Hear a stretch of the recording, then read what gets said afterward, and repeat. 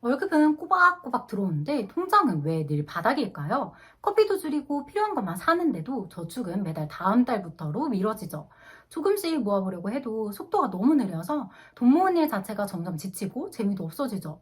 그런데 주변에서는 몇 천만 원 모아서 이제 주식 시작한다? 집 살 준비 중이다? 같은 얘기들이 들려오면 나는 앞으로 어떻게 해야 하지? 라는 불안감만 더 커지더라고요. 그래서 오늘은 돈이 없을 때도 현실적으로 챙길 수 있는 재테크 방법, 바로 세금 돌려받는 법에 대해 알려드리려고 해요. 혹시 내가 돌려받을 세금이 있기나 해? 라고 생각하시나요? 저도 예전에 그렇게 생각해서 정말 많은 기회들을 놓쳤어요.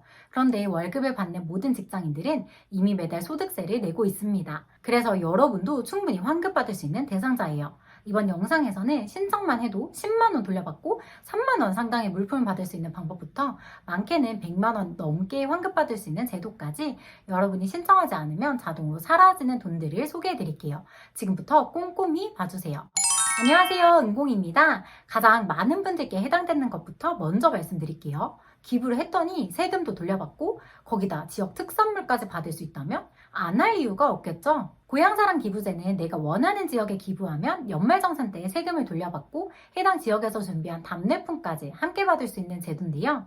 예를 들어 10만 원을 기부하면 10만 원 전액을 연말정산에서 돌려받고 3만 원 상당의 지역 특산물까지 받을 수 있어요. 결국 내는 돈은 없는데 선물까지 받을 수 있으니 이걸 사실상 이득 보는 기부라고 해도 되겠죠?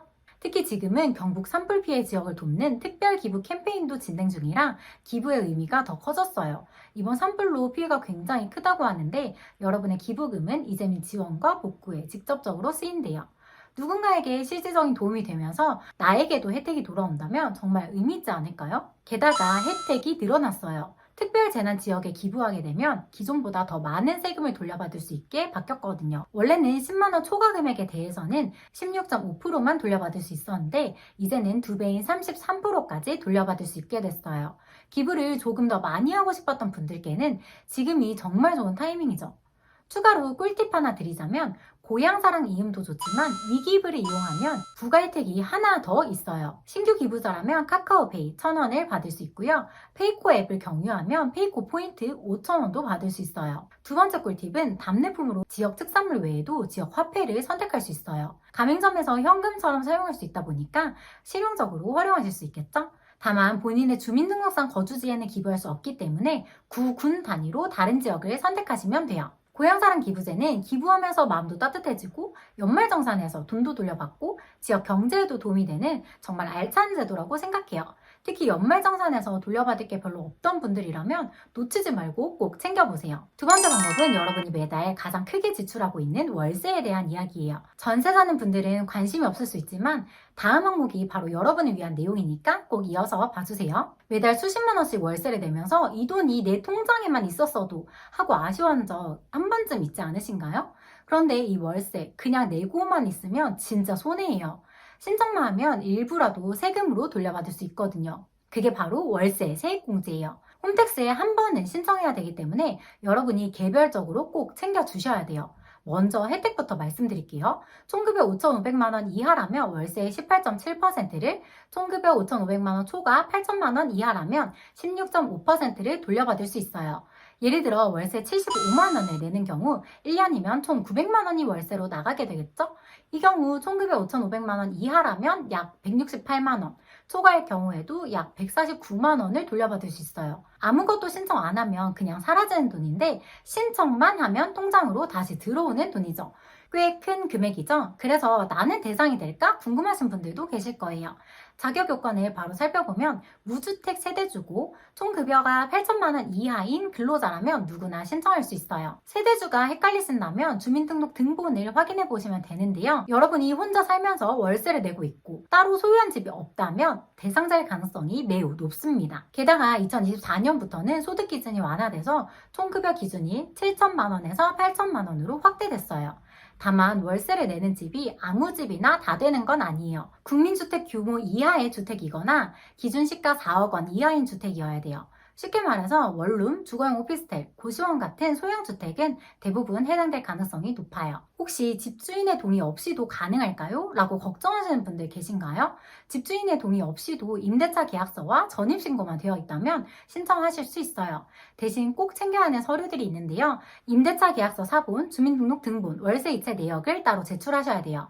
정리하자면 월세에 살고 있고 연봉이 8천만 원 이하라면 내가 모르는 사이에 이미 공제 대상자일 수 있어요. 그동안 놓치고 있었다면 지금부터는 꼭 챙겨보세요. 월세가 아닌 전세 살고 계신 분들을 위해서 이번에는 전세 대출을 갚으면서 세금을 돌려받을 수 있는 방법, 바로 전세자금 대출 원리금 소득공제를 소개해 드릴게요.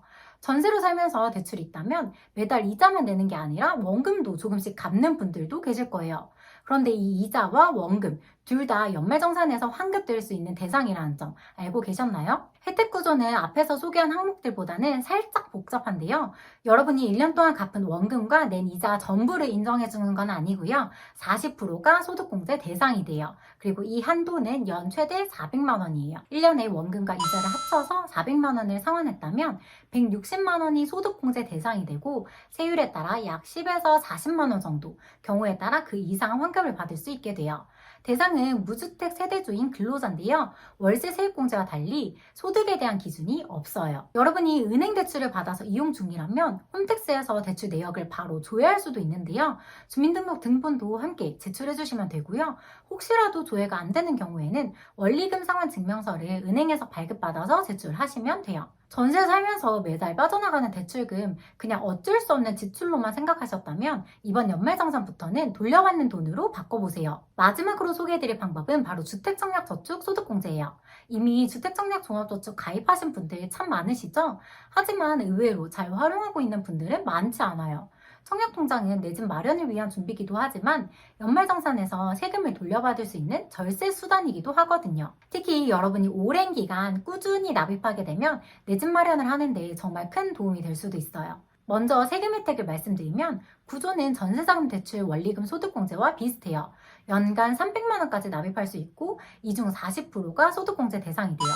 예를 들어 월 10만 원씩 청약통장에 1년간 납입했다면 48만 원이 소득공제 대상이 되고 실제로 세율에 따라 약 3에서 12만 원 정도, 경우에 따라 그 이상 환급받을 수 있습니다. 그럼 전세자금 대출 원리금 소득공제와 같이 중복해서 받을 수 있을까요? 정답은 가능합니다. 하지만 두 항목을 합쳐서 최대 400만 원까지만 공제받을 수 있어요. 꼭 기억해 두세요. 신청 조건은 무주택 세대주면서 총 급여액이 7천만 원 이하의 근로소득자여야 돼요. 앞에서 소개한 공제 항목들의 조건들과 약간씩 다르죠?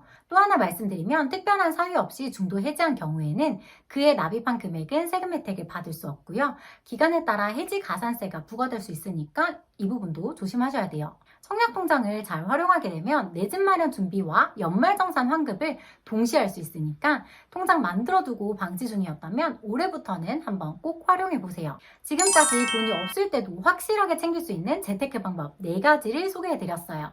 고향사랑 기부제, 월세 세입공제, 전세자금 대출 원리금 소득공제, 주택청약저축 소득공제 이렇게 4가지요. 아무리 아끼고 열심히 살아도 통장 잔고가 잘 안 불어나는 요즘 이런 제도 하나하나가 생각보다 큰 힘이 될 수 있어요. 내가 몰라서 신청 안 해서 그냥 지나쳐버린 돈이 있다면 올해는 꼭 한번 받을 수 있는 건 제대로 챙긴다 라는 마음으로 하나씩 실천해 보시면 좋겠어요. 사실 절세 상품이나 정책금융 상품이 혜택이 많다는 건 우리 다 알고 있지만 직접 알아보다 보면 참 복잡하잖아요. 그래서 제가 지난번에 말씀드렸던 정책금융 상품의 자격 조건을 자동으로 분석해주고 추천해주는 서비스를 본격적으로 준비하고 있어요. 이걸 만들 자금을 확보하기 위해 정부 지원 사업에 여러 군데 도전했고 다행히 한 곳에 선정이 돼서 이제 본격적으로 개발을 하려고 해요. 하반기 중에 공개하는 걸 목표로 열심히 준비하고 있으니까 많은 기대 부탁드려요. 그동안 서류 준비와 발표 준비 그리고 건강 문제까지 겹쳐서 잠시 영상을 못 올렸는데요. 이제 다시 좋은 컨텐츠들로 자주 찾아뵐게요. 앞으로도 여러분이 금융상품을 제대로 이해하고 나한테 맞는 현명한 선택을 할 수 있도록 계속 도와드리겠습니다. 오늘도 시청해주셔서 감사합니다.